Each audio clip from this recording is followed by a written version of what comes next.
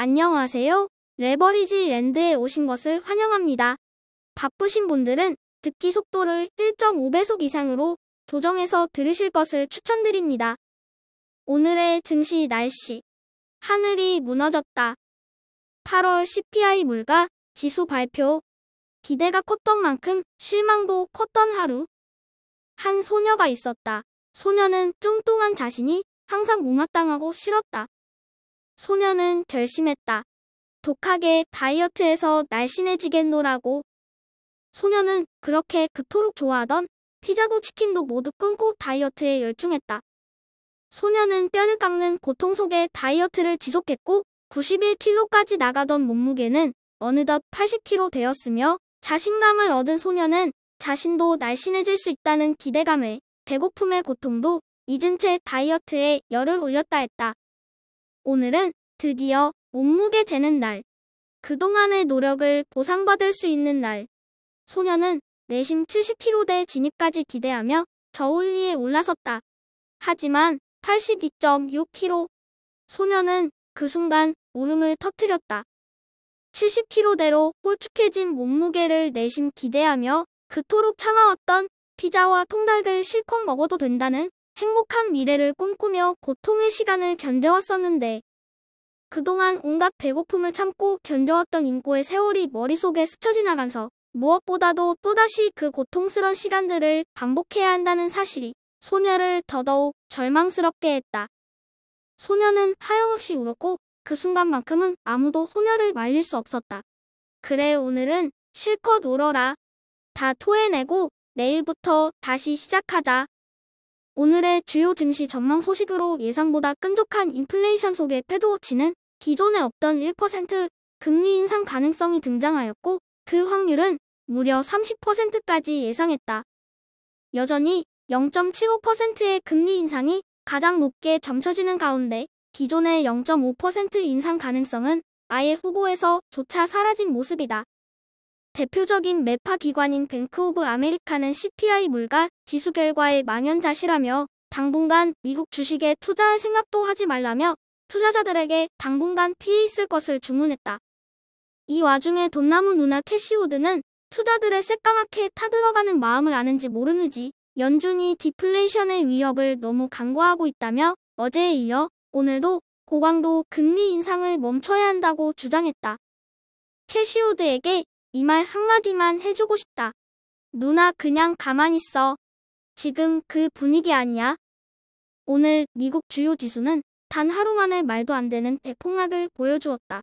다시 한번 강조하지만 지금의 하락률은 일주일 누적 하락률이 아닌 오늘 하루 만에 발생한 하락이다.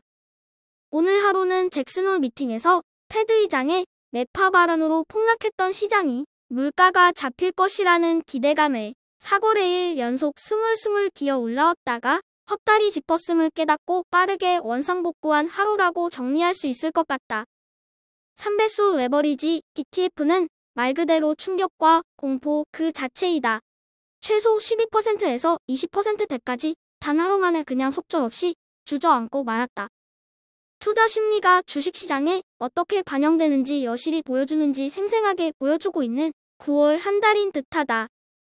2배수 역시 전 종목에 걸쳐 골고루 매우 무식하게 급락하였다. 기술주, 빅테크, 반도체, 바이오 할 것 없이 뭐 하나 살아남은 종목이 없으며 그나마 전기차 기업들이 그 와중에 선방한 모습이다. 3배수를 역으로 추종하는 곡버스 ETF는 그랜드 슬럼 말로 홈런을 터뜨리며 사거래일 연속 억눌려 있던 울분을 토해내며 대반전을 이끌어냈다. 2층의 아저씨에게 축하 인사를 전하니 프리장에서 이미 곡버스 ETF를 모두 다 매도해버렸다고 한다. 시장 하락을 노래 부르시더니 왜 갑자기 방향을 선회했냐고 물어보니 전 세계 언론에서 CPI 지수의 큰 하락을 점치는데 쫄려서 곡버스 들고 있을 놈이 어디 있냐며 히스테리를 부리는 대머리 아저씨. 시장의 단기 전망이 왜 그토록 예측하기 어려운 신의 영역이라고 하는지에 대해 다시 한번 깨우치게 된다.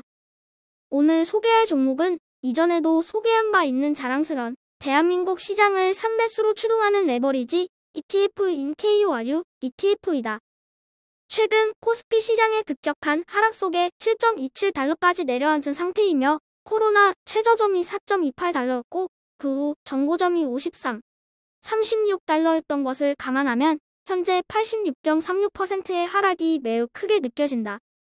IT 강국 대한민국, 삼성전자의 기술 혁신, 그리고 4차 산업 혁명 시대의 대한민국의 밝은 미래를 확신하는 투자자라면 지금과 같은 급락장에서 KORU ETF를 매수하기에 참 좋은 타이밍이라고 생각된다.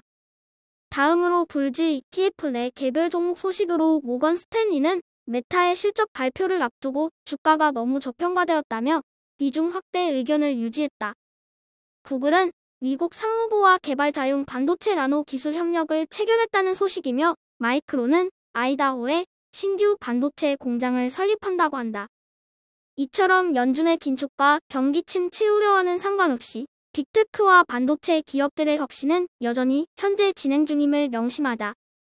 CPI 지수 시장 예상치 8.1%, 발표치 8.26%, 정확히 단 0.16%의 차이가 오늘 시장을 이렇게 쑥대밭으로 만들어놨다. CPI 물가 지수는 8월 기준의 후행 지표이다. 결국 조만간 물가는 잡힐 것이고 경기가 너무 수축 국면으로 들어간다 싶으면 연준도 내년 어느 시점에는 분명 금리를 반대로 인하할 수밖에 없는 시기가 도래할 것이다.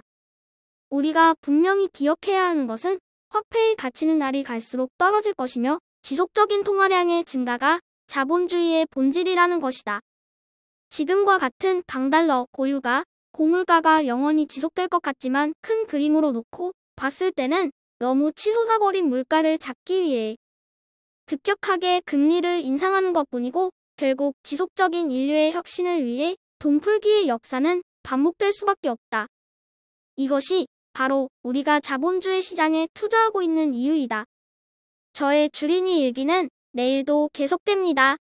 영상이 도움이 되셨다면 구독, 좋아요, 알림 설정 부탁드려요. 감사합니다. 모두 부자 되세요.